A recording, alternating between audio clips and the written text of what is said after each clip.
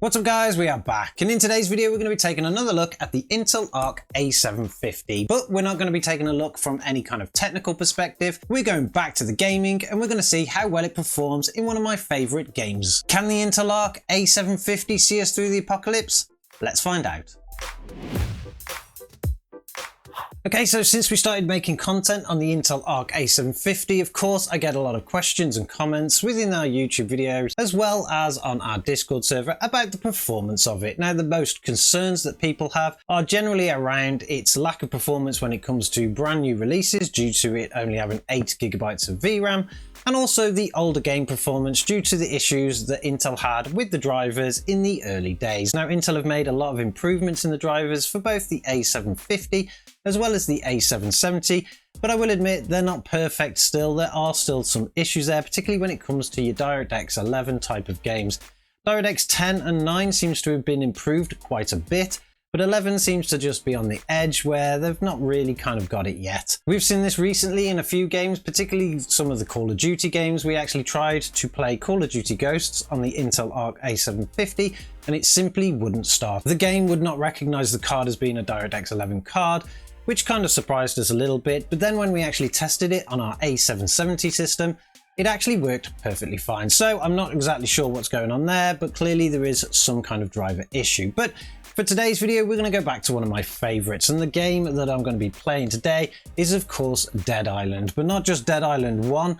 Actually, we're going to be testing it against Dead Island 2 as well, because that is a brand new release, and obviously Dead Island is pretty old now. Dead Island was originally announced in 2006, and it got me super excited. This was way back in the days of the Xbox 360, and then it eventually released in 2011. Now, the developers for Dead Island are not really that fast at doing stuff, because then it took nearly another 11 years for Dead Island 2 to come out, even though they actually announced it pretty early on, and they had some amazing demos back then. But the game has been released and it looks fantastic and it plays beautifully on our other systems. So how well will the Intel Arc A750 play both of these games? Well, to find out, obviously we need to test some, and the first game that we've got up here is of course Dead Island 1. Now, Dead Island 1, like I say, is a reasonably old game. It is a DirectX 11 game, but we'll jump into it and we'll see how well it actually plays. The game is currently set up in 1080p with a high settings. That's actually pretty reasonable for this game. You probably, when this actually came out on the Xbox 360, you were playing on way less than this. The game actually looks pretty stunning. Some of the things that we are looking at turning off though are things like film grain, because I really can't stand that. So we'll turn film grain off. We'll turn off the motion blur and we'll turn off the ambient occlusion. They're just things that really drive me nuts. So we'll just jump straight into the game and we'll double check our metrics. Now that we're in the game, we can see that it's running pretty well. We'll just try and escape out of this building. I haven't actually played that far through on this system. We're pretty close to the beginning, so there shouldn't be any spoilers for anybody. And we'll try to keep the gore down a little bit. I don't think I'll get that much gore really, because at the state of the character at the moment, he's pretty weak and we're probably going to end up spending most of our time running away. But as you can see from the metrics in the corner, we're actually getting around 230 frames per second with a 1% of 152. So clearly in 1080p, this game is more than playable and it looks fantastic too. We'll try and get into a bigger area.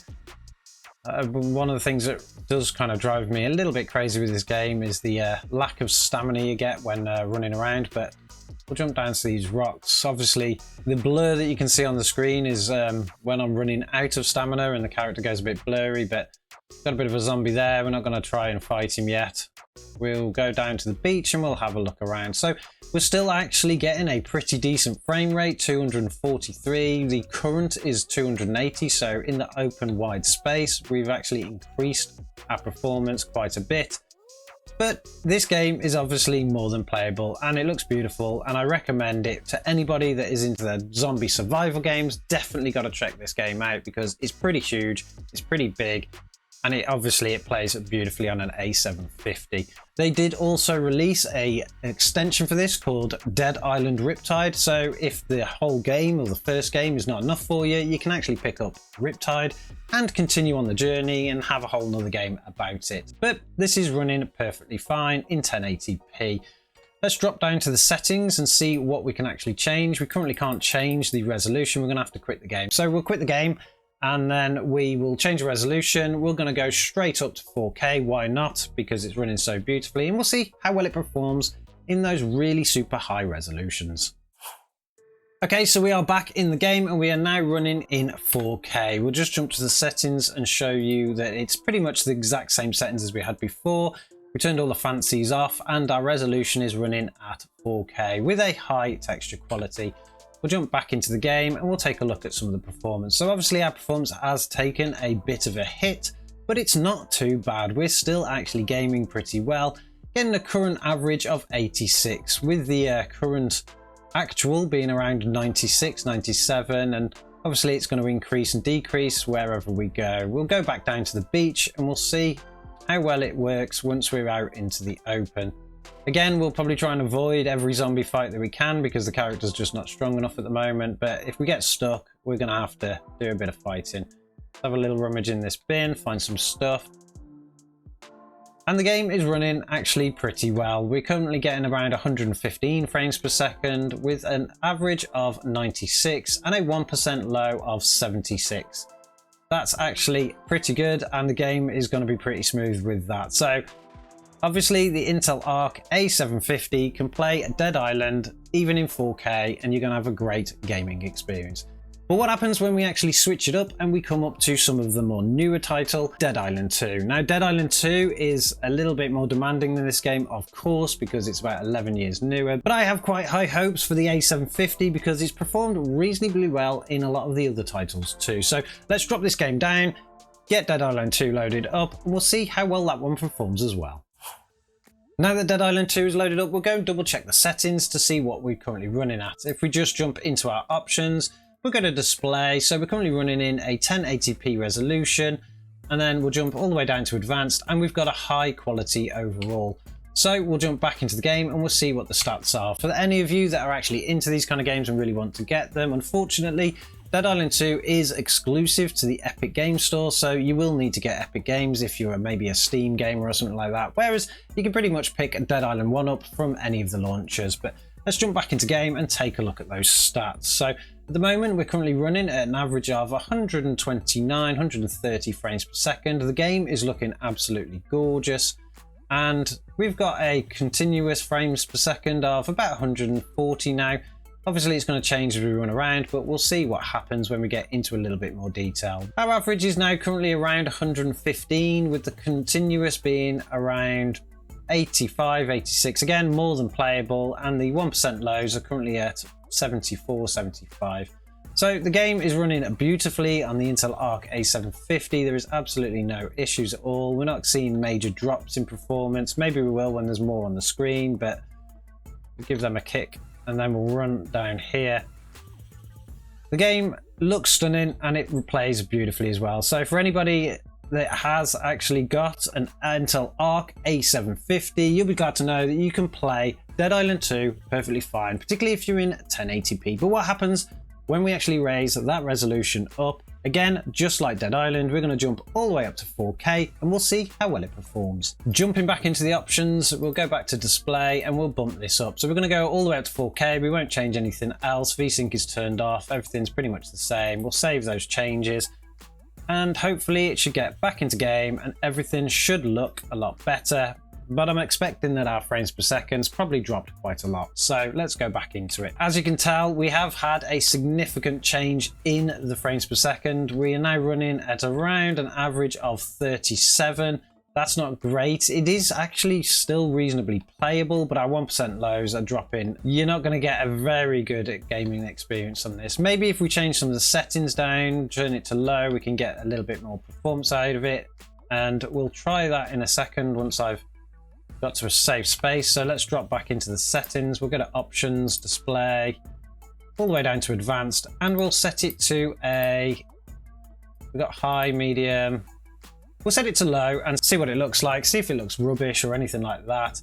I don't suspect it will. I think it's going to look perfectly fine because the game just looks stunning the way it is. So we'll save those changes and we'll get back into the game. So the game's looking still pretty fine, nothing really wrong with it. You can actually play this at the settings, but even with the low details, we are getting now a lot of stuttering. The system simply just can't keep up. We're getting an average of 54 frames per second now, with a bit of going up to about 60, and it's continuous.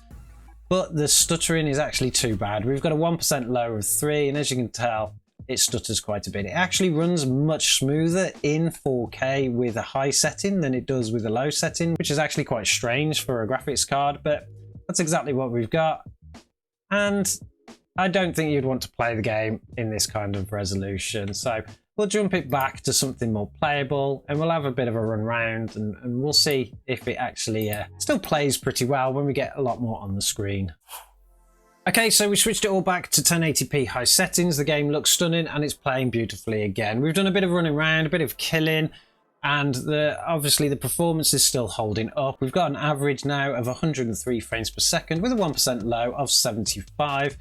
It's looking pretty good, and it's running pretty smooth as well. So it's pretty safe to say that if you are an owner of an Intel Arc A750, you can get away with playing both of the Dead Island games. The oldest one, even though the drivers are not brilliant, runs perfectly fine, and that's a DirectX 11 game.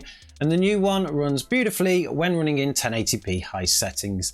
So that is a game that you guys can play, and you can be happy doing it. And I advise you do get these games if you're into your zombie survival apocalypse style games, because they are fantastic. But for those of you that do like your charts and your stats, we've got some stats for you too. After a good benchmarking session, we found that in 1080p high, we saw extremely high frames per second, particularly in Dead Island 1 of 218 with a 1% low of 157. So that obviously means that that game is more than playable. In Dead Island 2, we got 100 frames per second, as well as a 1% low of 74. Again, more than playable for Dead Island 2 with the Intel Arc A750 at 1080p. And then when we jump the settings up to 1440p high, we saw 166 frames per second in Dead Island 1 with a 1% low of 142, and in Dead Island 2 an average frames per second of 76 with a 1% low of 48. Now that does mean that Dead Island 2 is actually still more than playable at 1440p,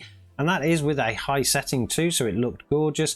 And because the 1% lows were pretty decent, you got a pretty smooth gameplay. Now if you tweak the settings down a little bit to medium, you can actually get that 1% low to above 60 frames per second, so the game can be completely playable and smooth as well. Now I wouldn't advise playing Dead Island 2 with an A750 in 4K, because the experience just wasn't right. You're just not going to get the type of experience you want from the game.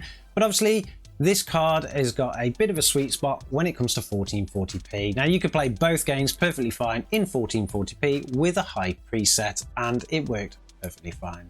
So that brings us to the end of our look at the Intel Arc A750 with the Dead Island games series. For any of you out there that do want to pick up one of these cards and it is a type of game that you play, you could be happy in knowing that you've got something that will do it fine. And we ran into no issues with its limited 8GB of VRAM. So let me know in the comments below, are you an owner of an A750 and do you like these types of games? Is it something that you're going to play? Are you even playing them now, and what kind of experience are you getting? Don't forget to subscribe to the channel if you like these kind of videos, and also drop this video a like so that we know to do more, and we'll catch you in the next one.